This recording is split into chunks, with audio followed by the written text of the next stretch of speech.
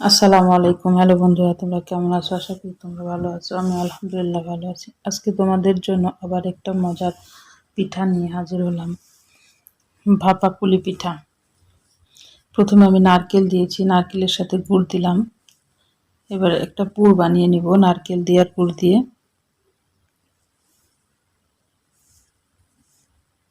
একটু ভিন্ন রকম ভাবে আমি পিঠাটা তৈরি করব।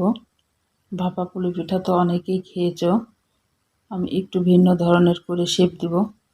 তোমরা দেখতে থাকো। আমি নারকেলের পুরটা আগে বানিয়ে নিই।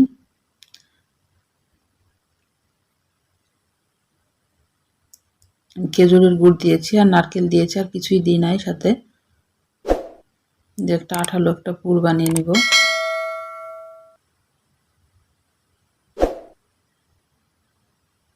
আমার নারকেলের পুরটা হয়ে গেছে।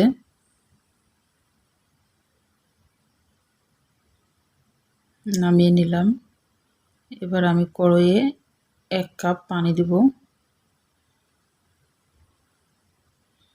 আর স্বাদ মতো একটু লবণ দিব পানিতে।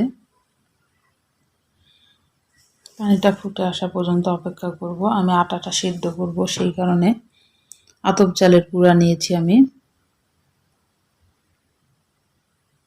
এটা ভিজা আটা, শুকনা গুঁড়া না। 5 মিনিট আমি ফুটতে দিব একদম লো হিটে। ঢাকনা দিয়ে ঢেকে 5 মিনিট একদম ফোটাবো লো হিটে।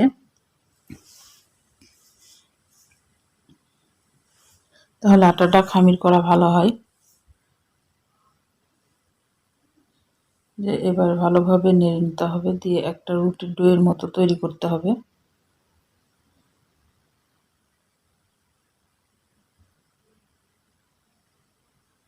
একদমই সহজ আর সিম্পল একটা ভাপা পুলি পিঠা, কিন্তু আমি ডিজাইনটা অন্যরকম করে করব, অন্য ডিজাইনের করব, একটু ভিন্ন ধরনের। তোমরা দেখতে থাকো পুরো ভিডিওটা।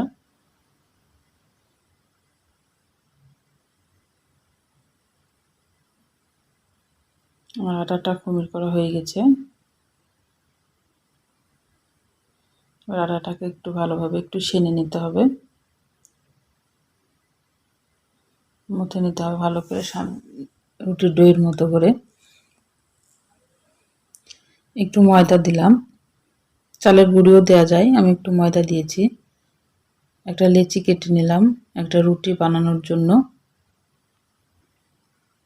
একটু বড় করে লেচিটা নিতে হবে।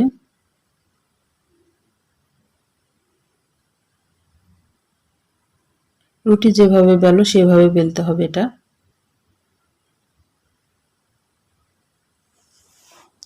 রুটির মতো করে বেলে নিতে হবে। একদম খুব পাতলা করে ফেলতে হবে না, আবার খুব মোটাও না। একটা রুটি যেভাবে করে সেভাবে করতে হবে।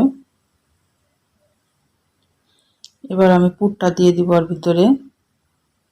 পুরো রুটিটাতে আমি পুরটাকে একদম বিছাই দিব সুন্দর করে।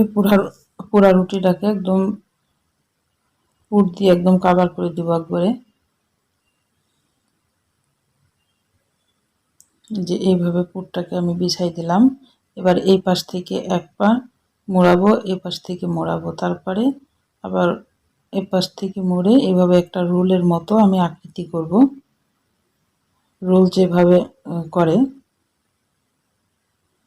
রোলের মতো করে সুন্দর করে পুরটাকে একদম করে দিব, কভার করে দিব, যেন কোনো দিক দিয়ে না বেরোতে পারে। চেপে চেপে রোলটা করতে হবে সুন্দর করে, যেভাবে চাপতে হবে। আমি যেভাবে করছি তোমরা দেখো। আর প্লিজ আমার রান্নাগুলো যদি তোমাদের ভালো লাগে আমার চ্যানেলটাকে সাবস্ক্রাইব করে দিও, আমার পাশে থেকো, লাইক করো, কমেন্ট করে জানাও আমার রান্নাগুলো কেমন লাগে। আর কিছু দেখতে চাইলেও বলো কমেন্টের মাধ্যমে। এবার আমি ভাপে দিয়ে দিলাম। ভাপা পুলি পিঠা বলেছি এটা, ভাপে। আমি হাঁড়িতে পানি আগে থেকে বসিয়ে রেখেছিলাম, পানিটা ফুটে এসেছিল। এবার ভাপে দিলাম। আমি পুরো 10 মিনিট রাখছি, যেহেতু একটু মোটা টাইপের পিঠাটা।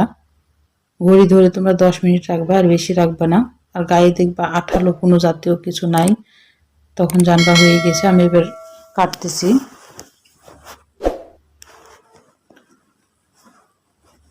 দেখো আমি কিভাবে কাটতেছি এটা।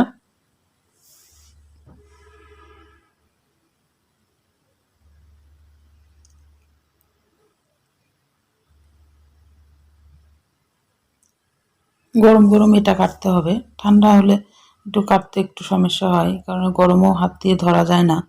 তারপরও ধরে একটু কাটতেছি। তোমরা সুস্থ থাকবা, ভালো থাকবা। আল্লাহ হাফেজ।